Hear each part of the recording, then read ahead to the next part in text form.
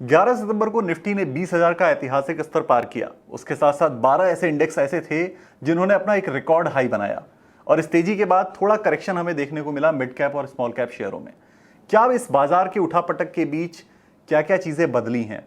क्या सेंटिमेंट भी बदला है? और कौन से पॉकेट्स ऐसे हैं, कौन से शेयर्स ऐसे हैं जहां अब आप इन्वेस्ट करके अच्छी कमाई कर सकते हैं? ये सारी जानकारी हासिल करने के लिए हमने वक्त मांगा है एक जाने माने मार्केट एक्सपर्ट से। हमारे साथ हैं दीपन मेहता, जो फाउंडर डायरेक्टर हैं एलिक्सर इक्विटीज के। सर, बहुत स्वागत है आपका बीक्यू प्राइम हिंदी पर। धन्यवाद और thank you for having me on your show. एक प्रिविलेज है मेरे लिए। सर सो लेट्स आप स्टार्ट। सर आप दशकों से मार्केट को देखते आ रहे हैं, आपने कई ऐसे ऐतिहासिक स्तर बनते और टूटते देखे हैं। तो ये वाली जो तेजी है, अब आपको ये किस डायरेक्शन में जाती हुई दिख रही है? क्या यहाँ थोड़ा कंसोलिडेशन है, थोड़ा करेक्शन है, या ये अभी रैली कंटिन्यू रहने वाली है मार्केट में? देखिए, आई थिंक अगर आप ब्रॉड मार्केट इंडाइसेस को देखेंगे, सेंसेक्स, निफ्टी और लार्ज कैप स्टॉक्स देखेंगे, तो I think there still has lot of room for those companies to go up. और अगर आप हिस्टोरिकल रिटर्न्स देखते हैं तो it's not reached overbought zone from that point of view. लेकिन जो कुछ mid cap small cap stocks है वहां पर एक वो स्लाइटली ओवरबॉट पोजीशन हो चुकी है। और ये जो करेक्शन है, I think that is more to do with small mid cap stocks. We have seen a correction over there to a minor one. और ये जो करेक्शन है वो और भी चल सकती है in the small mid cap segment. और जो निफ्टी सेंसेक्स है उसमें शायद आपको देखने को नहीं मिलेगी। तो मेरा कहना ये है कि जब भी बुल मार्केट होता है तो सेक्टर रोटेशन या मार्केट कैपिटलाइजेशन वाइज रोटेशन भी होता है। तो एक टाइम ऐसा आएगा कि लार्ज कैप स्टॉक्स ही चल रहे हैं और मिड कैप स्टॉक्स किधर भी नहीं जा रहे। और एक टाइम ऐसा आएगा कि मिड कैप स्टॉक्स और स्मॉल कैप स्टॉक्स में तेजी दिख रही है but large cap stocks are going nowhere. The rotation is a continuous process in a bull market. और इसकी वजह से टाइम वाइज करेक्शन हो जाता है, स्टॉक वाइज करेक्शन हो जाता है। और portfolio generally will do well क्योंकि कुछ ना कुछ हमेशा अच्छी रिटर्न्स दे रहा है। तो there is nothing new in this thing.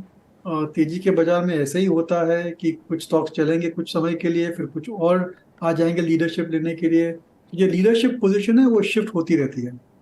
जी। तो सर, मिड कैप और स्मॉल कैप में ऐसा कह रहे हैं आप कि थोड़ी करेक्शन आपको और दिखने को मिल सकती है। तो अगर ये करेक्शन थोड़ी और बढ़ती है तो कुछ हमें करना है, रिटेल निवेशकों को इसमें कुछ करना है? क्या एंट्री लेनी है, या फिर अभी फिलहाल दूर रहना है क्योंकि ओवरबॉट है अभी? देखिए, बहुत ही फ्लूइड सिचुएशन है। और हमने करेक्शन देखा है पिछले दो ट्रेडिंग सेशंस में, ये और भी डीप हो सकता है। Then I think few days from now we may feel that there is opportunity in small mid cap stocks.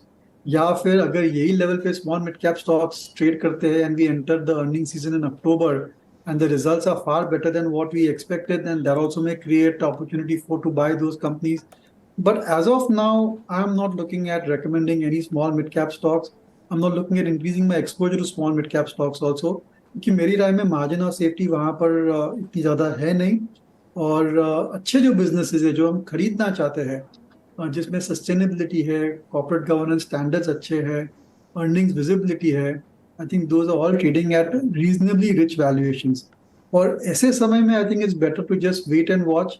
या तो अर्निंग्स आपको सरप्राइज करेगी and they will move up and reduce the price to earning multiple ratio, या फिर the stocks will correct by 15-20% or so and then provide that good entry point. So from that perspective, I think largely you like to avoid small mid cap stocks. There could be a few exceptions, but broadly I think इस level पर थोड़ा investor को रुक जाना चाहिए। और अगर आपको निवेश करना ही है, then the best place to buy is the large cap stocks, the likes of Reliance, HDFC Bank, ICICI, Maruti है, लार्सन एंड टोब्रो है। आई थिंक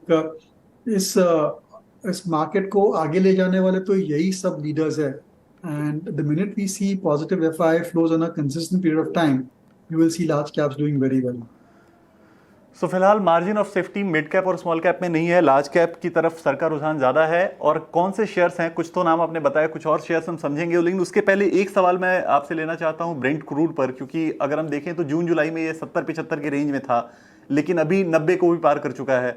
तो क्या ये कुछ परेशानी क्रिएट कर सकता है मार्केट के मोमेंटम के लिए, या कोई ऐसी परेशान होने वाली बात नहीं है, वापस इस रेंज में आने वाला है, 80 के नीचे आने वाला है, या फिर 80 से 90 के बीच में रहने वाला है?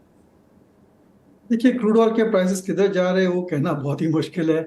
If you look at the entire scenario, there is a global slow down, China में स्लो डाउन है, फिर भी oil prices are going up, which is very surprising. तो इसको प्रिडिक्ट करना बहुत मुश्किल है। मेरे ख्याल से I think up to 110 dollars पर बैरल हमारी इकोनॉमी सस्टेन कर पाएगी. We have seen oil prices at those levels and certainly I think we can absorb those prices at those levels. Anything beyond that तो फिर उसकी वजह से रुपी, fiscal deficit, ये सब चीजें में प्ले हो जाएगा, इन्फ्लेशन भी और बढ़ सकता है. So I think as long as they are in this $80 to $100 range, ज़्यादा से ज़्यादा $110, we are fine. But anything higher than that, I would say that that's a very big red flag for the markets. जी, large cap के बारे में sir आपने बात की कि लार्ज कैप में इस वक्त मौके देखने चाहिए, और अगर हम देखें तो इस जो तेजी रही है पूरी, उसमें पार्टिसिपेशन लार्ज कैप का बहुत ज़्यादा नहीं रहा है, मिड कैप और स्मॉल कैप ने ही ज़्यादा पार्टिसिपेट किया. तो इस वक्त आप लार्ज कैप में कौन से सेक्टर्स ऐसा देख रहे हैं या फिर कौन से शेयर्स आप ऐसे देख रहे हैं जो इस तेजी को अब आगे लेके जाएंगे? कुछ तो नाम आपने बताए, कुछ और नाम हम आपसे जानना चाहेंगे जो इस तेजी में आगे जो है वो चीज़ें बढ़ाने वाले हैं और रिटेल निवेशकों का वहाँ फायदा हो सकता है.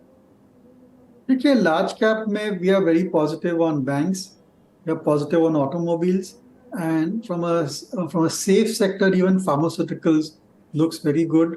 I would just like to avoid technology, that's all.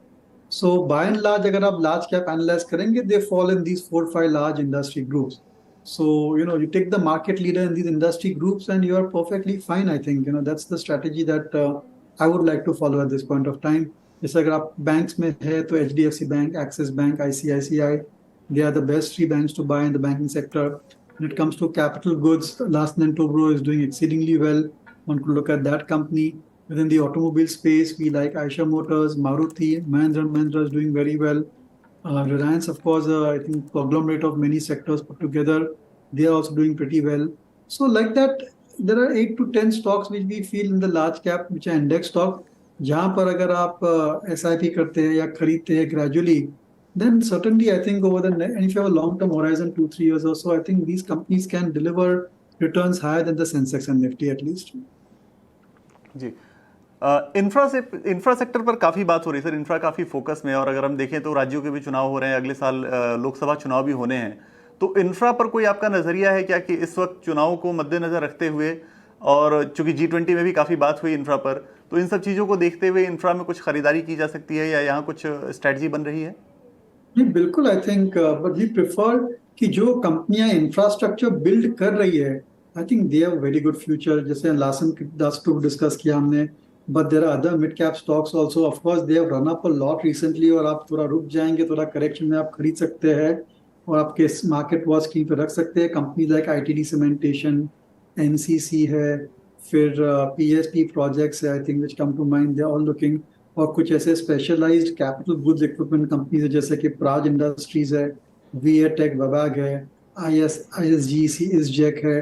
I think they are all quality players, but it's just that the prices have run up significantly over the last few weeks or so. लेकिन अगर इस level से इन सभी जो mid cap company मैंने कही है, if they correct by 15-20%, 25% or so, could be for any reason, then these are great companies to own over a 2 to 3 year period horizon. तो ओवरऑल ये स्ट्रेटजी है कि लार्ज कैप शेयरों पर focus करें, मिड कैप और small cap से फिलहाल जो है वो दूर रहना है रिटेल निवेशकों को. जो आपको ध्यान रखना है वो ये कि ब्रेंट क्रूड भी तब तक परेशान नहीं करेगा जब तक ये 110 के ऊपर ना जाए. ये कहना है दीपन सर का. सर बहुत शुक्रिया, आज आपने बहुत क्लियर स्ट्रेटजी हमारे दर्शकों को समझा दी और सारी चीज़ें आपने साफ तरीके से बता दी, शेयर्स भी आपने सजेस्ट किए. बहुत शुक्रिया आज BQ प्राइम हिंदी से बात करने के लिए. Thank you, my pleasure.